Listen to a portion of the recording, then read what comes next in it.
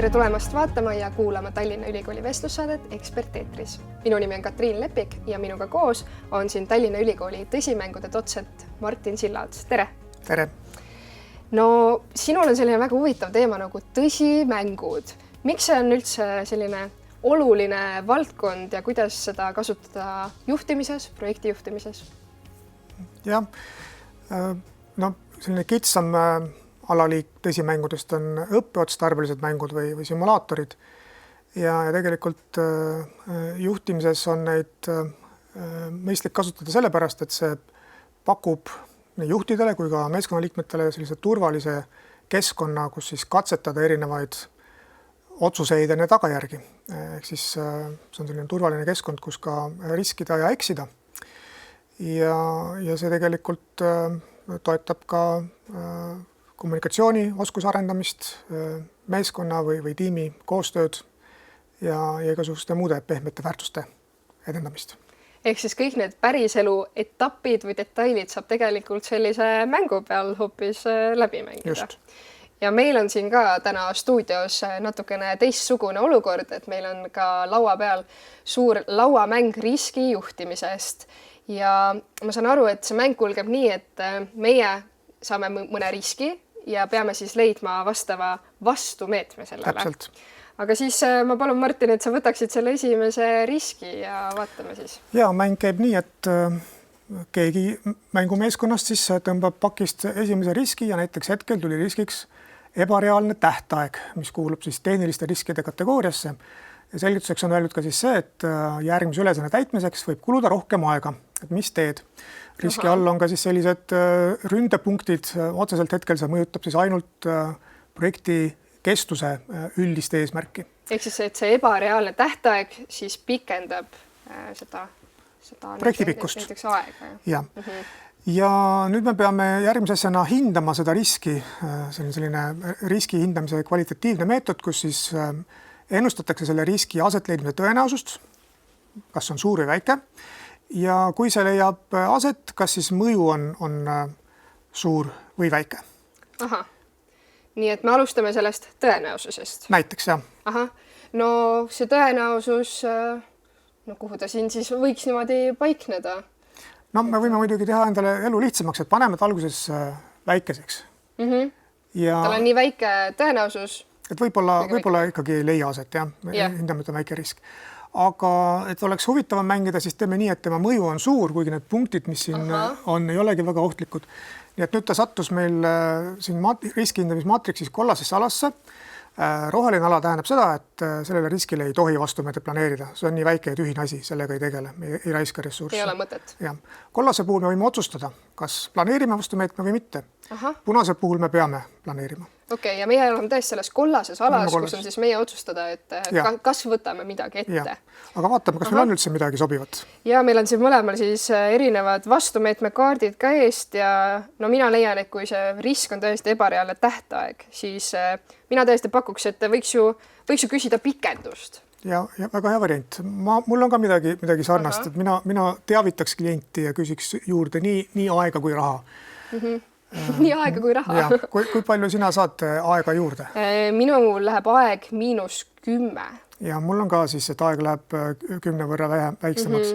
Aga lisaks ma saaks ka kulude arvelt kokkuhoidu -10. Tundub, et mulle sattus natuke parem kaart. Sul on tõesti natukene parem, et siis rakendame selle vastumeetme. Ehk siis, kui riskiks on ebareaalne tähtaeg, siis see vastumeede võib olla siis näiteks lihtsalt, et teavita klienti. Ja, nii et sa võiksid nüüd nihutada seda kollast ja sinist nuppu 2 sammu sinna poole. Et meil kulud vähenevad, jah. Aga samas aeg ka väheneb. Ja. Aha. Okei, ehk siis just kui see esimene etapp on meil nüüd nagu tehtud. Ettevalmistus. Ja nüüd, kas see risk tegelikult aset leidis või mitte, seda otsustab saatus. Veeretakse seda täringut. Meil oleks vaja saada kõike muud kui 1 ja 2. Olgu, meil on siin tõesti täring, millest nüüd sõltub, kas meil see risk juhtub. Oi, 5. Saime 5. Ei juhtunud. Aha, võt. Nii et väga hea. Aga nüüd seetõttu, et mina sain oma vastumeetme mängida, siis ma võtan siit pakist 2 vastumeedet juurde, et minu selline võim natukene suurenes hetkel. Ahah, et siin ikkagi mängus kogu aeg see kõik täieneb meil. Aga natuke räägi, et kust üldse tuli selline idee luua mäng riskijuhtimisest? See sai kõik alguse sellisest projektist nagu EdTech Talents, mille partner ma olen. Ja selle projekti eesmärk on siis see, et akadeemilised töötajad töötaks ka välja mingisuguseid tooted või teenuseid ja üritaks neid siis turul kuidagi müüa. Ja siis ma mõtlesin, mida võiks pakkuda. Et ma olen nii digitaalselt kui lauamänge juba ammu teinud ja projekti juhtimisega ka väga pikalt tegelenud, aga koos neid asju pole varem teinud. Ja siis mõtlesin, et panen need kaks asja kokku ja uurisin erinevaid ideid, et mida võiks siis mänguliselt projekti juhtimises õpetada. Ja jäin pidama just selle riskijuhtimise teema peale, sellepärast, et mul on jäänud mulje, et seda teemat käsitletakse pealiskaudselt. Koolitustel on see tihti viimane peatükk, kõik on väsinud, tahavad ära. Ka projekti plaanides meil on nõutud, et riski peatükk peab olema, aga sinna tavaliselt AI genereerib need riskid ja see ei ole sugugi kooskõlas sellega, mis päriselus juhtuma hakkab. Ja kui need asjad juhtuvad, siis tekib küsimus, et miks ma varem ei mõelnud.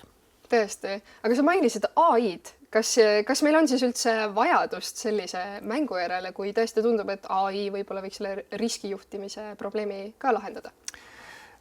Jah, ta pakub, aga need on tihtipeale nii üldsõnalised, et nendega siis konkreetse juhtumi puhul ei ole palju midagi peale hakata.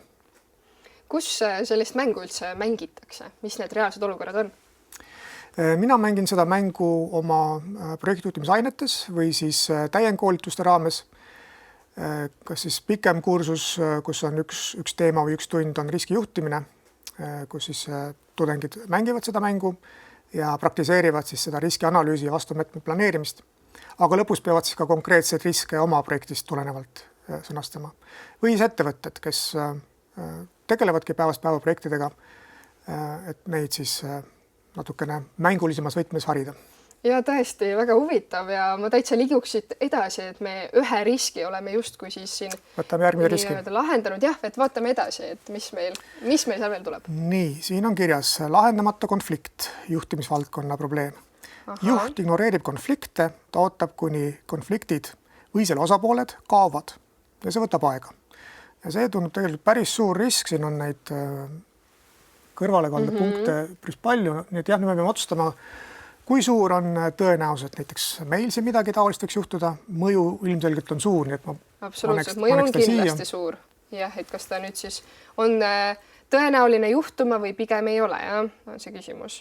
No see on ju päris realistlik olukord, kus ikka tekib konflikte ja paneme siis suur. Ja mina täiesti läheks sinna, et see on suur tõenäosus. Ja nüüd me peame vastumeetme planeerima. Vaatame, kas meil on midagi sobivat. Ja tõesti minu vastumeetmete kaartide seast näiteks ma siis pakuks, et mul on täiesti olemas konfliktide lahendamine, juhtimine. See tundub väga täpselt sobivat. Jah, et ütleb otse, et kehtestage reeglid, kuidas konflikte ennetada ja lahendada. No, see oleks ju mõistlik. Jah, aga paneme selle. Pane sinna oma... Paneme konfliktide lahendamise. Nihuta siis neid nuppe ka vastavalt. Selle võrra meil Skoop läheb suuremaks +5. Kvaliteet ka suuremaks. Kvaliteet suureneb, see on ju alati hea. Aega kuluks ka justkui vähem ja maksumust ei mõjuta. Nii, aga nüüd on selle riski asetleidmise tõenäosus suurem ja kui me nüüd täringut veeretame, siis me enam nii kergelt ei pääse, nii et meil on vaja vähemalt 6 või 5 saada, et see risk ei juhtuks. Okei, ehk siis veeretan täringut, kui meie saame 5 või 6, siis seda riski tegelikult ei toimugi. No võt, saime 3 ja meie risk siis toimus, jah? Jah. Ja nüüd siis tuleb vastavalt sellele neid nuppe tagasi nihutada, ehk siis skoop läheb jälle väiksemaks 5 võrra. Need väga hea, et me seda eelmist kaarti kasutasime. Tõesti. Kvaliteet ka väiksemaks. Ja aeg suureneb ja kulud ka suurenevad. No see vist ei samaks meile. Ja, aga siin on +5, et me vaatame seda. Okei. Jah. No võt, niimoodi, et see esimene risk meil justkui ikkagi siis toimus, jah? Jah, see risk leidis aset ja nüüd sa saad 2 kaarti juurde, ka sinu riski tõrjumisvõime suureneb. See siis täienes mul siin see rodu. Aga üldse, kuidas kasutada siis selliseid mänge mõne olukorra või tõesti mõne konflikti lahendamiseks? Ja, see on tegelikult päris levinud ja kõige lihtsam lahendus on rollimängud. Võib teha nii, et see konflikt eelnevalt kaardistatakse ja selle mängu sisu või see stsenaarium luuakse tulenevalt sellest, aga tegelikult võib rollimängu käigus seda konflikti ennast kaardistada. Aga selle konflikti või selle rollimängu põhieesmärk on siis see, et erinevad osapooled, kas või selle konflikti osapooled, võtavad siis erinevaid rolle ja näevad seda konflikti siis teise osapoole silmade läbi. Et milliseid lahendusi nemad pakuksid, olles siis see teine pool. Kas reaalselt, ma mõtlen päriselus neid mänge mängides võib ka juhtuda, et täpselt hästi niimoodi suvaliselt öeldes, et juhis saab alluv ja alluvast saab juht ja kas see ongi tegelikult selle mõte? Just, aga on ka olemas sellised spetsiifilisemad rollimängud, mida kutsutakse seminari sõjamängudeks, kus siis tegelikult seda sama mängu mängitakse korduvalt, et ma käin läbi erinevad rollid, et ma olen võib-olla alguses juht, pärast olen alluv, pärast olen nõustaja või klient või kes iganes võib seal olla see konflikti pealtnägija või osapool, kes ka tahaks oma sõna sekka öelda. Ja siis on olemas ka sellised rohkem struktureeritud mängud, mida nimetatakse siis seminar maatriksmängudeks, kus siis tuleb pakkuda omapoolne lahendus, hinnata, mis on selle tagajärg ja põhjendada, miks ma nii arvan. Ja siis nendest põhjendustest tegelikult tekibki diskussioon ja lõppkokkuvõtteks võikski meeskond luua justkui oma loo läbi selle mängu, mis siis tugevdab sellist meeskonnatunnet ja loodetavasti võib-olla edaspidi ka konfliktide ennetamist. Et tõesti need võiksid rakenduda siis ka päris ellu. Just. Kas nendes mängudes on võimalik vigu ka teha? Aga see ongi tegelikult mängu mõte, et sa eksiksid ja riskiksid turvaliselt, et muidugi võib tekkida ka sellest konflikte, kui keegi taha kaotada, eks, aga üldiselt, kui sa kaotad mängu, siis see ei ole ju nii suur probleem, kui see, et sa kaotad tehingu või kaotad head suhted kolleegiga. Ja tegu on ikkagi ju koostöömänguga, et siin me omavahel tegelikult ei võistle, vaid võistleme koos. Ja. Aga kui neid mänge niimoodi siin olete koostanud kõik koos, et siis kuidas te reaalselt näiteks võtate, et aha, meil on risk, lahendamata konflikt ja me teame, et näiteks aega siis kas lisandub või kulub just vähem või kuidas te need kaardid tegite? Ma tegin nad alguses tuginedes isiklikule kogemusele ja kõhutundele. Siis mingil hetkel ma konsulteerisin AI-ga, küsisin, et millised on tema arvates need valu või preemiapunktid, mis võiksid need aspektidega tekkida. Ja siis tegelikult läbi testimise mängimise sai siis ka neid punkte balansseeritud. Lõpuks mängija tahaks, et vastumeetmetel oleks mõju, et kui ainult riskid teda löövad ja vastumeetmed on nii tillukesed ja hädised, siis tal kaob motivatsioon seda mängu mängida. Nii et natukene on need asju tuunitud ja mängija sõbralikumaks muudetud. Jah, tõesti tundub, et palju on siin läbi mõeldud, et neid skaalasid on ju lausa 4 ja saab hinnata skoopi, kvaliteeti, aega, kulusid ja riske ja vastumeetmeid ka päris omajagu. Aga võtame siis sealt Virnast äkki ühe riski meile veel siia vestluse käiku. Jah, järgmise riski pealkiri on B2 ja see viitab siis keele tasemele. Väline risk, seadusandlus. Valitsus on esitanud seaduseelnõu, mille kohaselt kõik töötajad peavad valdama riigikeelt B2 tasemel. Okei, nii et meil on poliitika, meil on keel. Jah, punktide järgi, mida ta ohustab, tundub jällegi päris suur. Meie saame siin natuke nende olukorda leebemaks muuta, kui otsustame, et kui suur on sellise tõenäosus. No sinu kui eksperdi näol, siis kuidas sina reaalselt leiad, et kuhu see risk võiks paigutada? No paneme ta näiteks siia, et mõju, kui see aset leiab, on suur, aga tõenäosus võib olla väike, kuigi mõnes valdkonnas on see asi ju aset leidnudki, näiteks õpetajatelt nõutakse sellist asja, sellist taset. Absoluutselt ja hästi aktuaalne. Ja, aga kui näiteks meie ülikooli kõikidelt rahvusvaheliselt töötajatelt nõutakse sellist asja, mis siis juhtuks? Poleks ülikooli, poleks töötajaid. No mõned ilmselt peaksid lahkuma, jah. Just. Ehk siis me praegu paigutasime, et see B2, see seadus, et tõenäosus väike, mõju suur, aga mõju omakorda kollases alas me võime talle planeerida vastumeetme. No näiteks minul on selline asi nagu lobista poliitikuid, et ürita siis poliitikuid mõjutada, andes neile mõista, kui kahjulik see seadus on Eesti majandusele, aga ka nende mainele. No mina siis pakuksin enda vastumeetmete seast, neid on siin mul 5 tükki, aga valiksin selle ühe, et ka poliitika teemal, et hoopis mine ise poliitikasse. Minge poliitikasse, saage valituks ja muutke teie ettevõtet ohustavat seadust. Nii. See on ikka päris äärmuslik, ma ütleksin. Ei tegele enam projektidega, vaid poliitikaga. Just. No ma ei tea, kumma valime?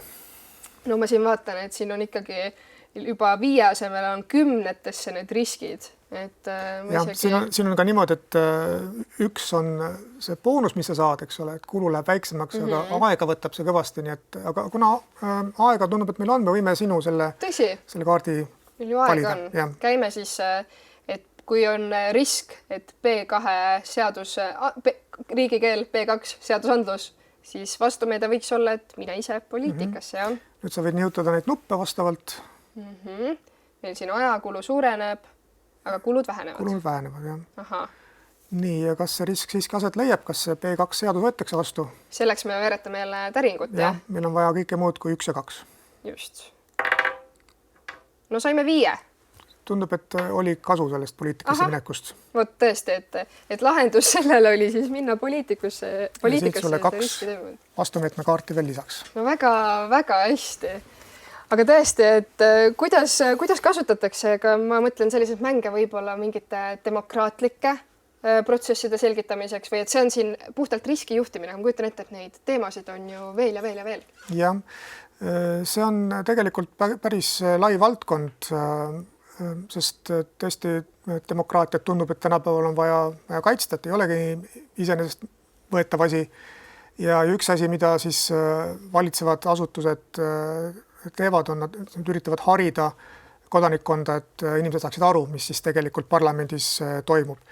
Ja üks hea näide on minu meelest Euroopa Parlamendi simulaator, mis on olemas nii füüsilisel kui ka virtuaalsel kujul. Aga kuidas see füüsiliselt välja näeb, et ise pead minema kuhugi ja siis sa järsku oledki Europarlamendis? Jah, näiteks siin Rävala puiestel Euroopa elamuskeskuse majas on ligi 200 või 300 ruutmeetril mitu tuba, kus siis tulevadki õpilased kokku, grupp õpilasi jagatakse 4 poliitilise grupi vahel ära, võtavad vastu uusi seaduseelnõusid, kinnitavad seaduseelnõusid, pakkudes erinevaid muudatusettepanekuid, hääletades nende poolt või vastu. Ehk siis täiesti need päris olukorrad, mis meil Europarlamendis näiteks võivad ette tulla. Just. Ja samal ajal peavad siis mõjutama teisi poliitilisi gruppe, et nende poolt hääletataks, pidama kõnesid, esinema pressile. Nii et see mäng võib kesta kuni 2-3 lugemist ja 2,5 tundi, nii et on päris selline mahukas ja suurim ettevõtmine. Minu arvates üks suurimaid tõsimänge maailmas. Aha. Jah, tõesti, et need kõik etapid on läbi mõeldud ja juba tooda füüsilisse ruumi, aga ma saan aru, et sellel on ka mingi virtuaalne lahendus. Ja, no see füüsiline mäng sai alguse muidugi Brüsselist juba aastal 2011, aga plaan on see füüsiline mäng rajada igas Euroopa Liidu liikmesriigi pealinnas. Virtuaalne mäng on siis selles mõttes virtuaalne, et ei ole vaja kuhugi füüsiliselt kohale minna, aga ruumi vajab ta ikkagi, näiteks klassiruum. Et siis seda mängu juhib serveris olev tarkvara, aga jah, mingisugust omavahel suhtlemist on ikkagi vaja. Ja jällegi mingid arutelud ja tiimitöö justkui. Aga mis on veel mõned sellised teemad, mida nagu realistlikult saaks siis kuidagi kas lahata või ka lahendada taoliste mängude kujul? No tegelikult tõsimängud hariduses on ainult üks väga kitsas osa.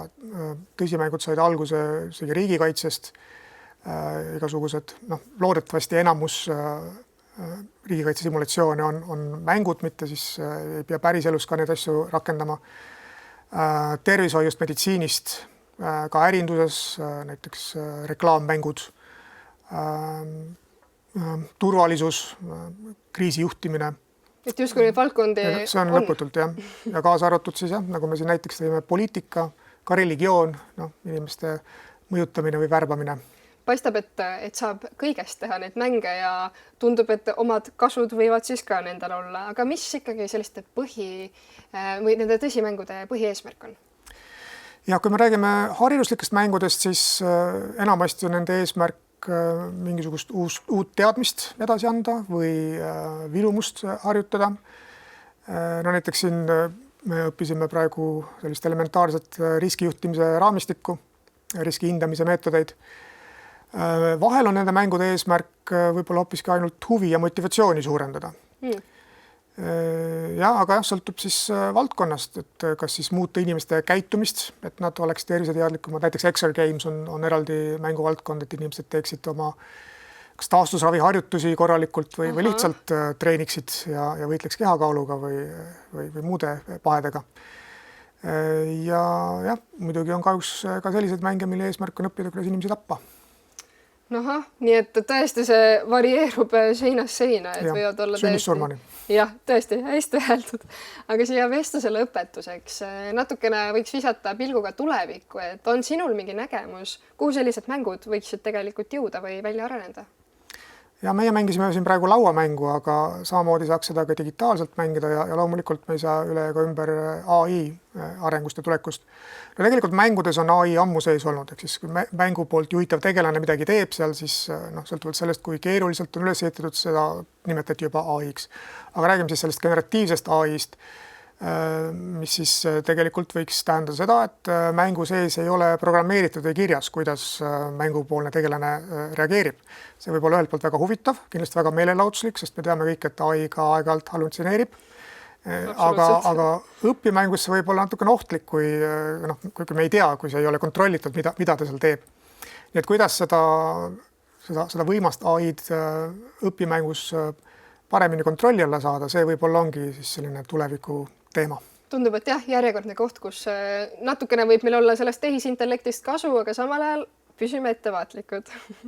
Just. Aitäh sulle, Martin, et täna avasid meile seda tõsimängude teemat ja aitäh sellise vahva koostöö mängu eest. Tänan, et mängisid.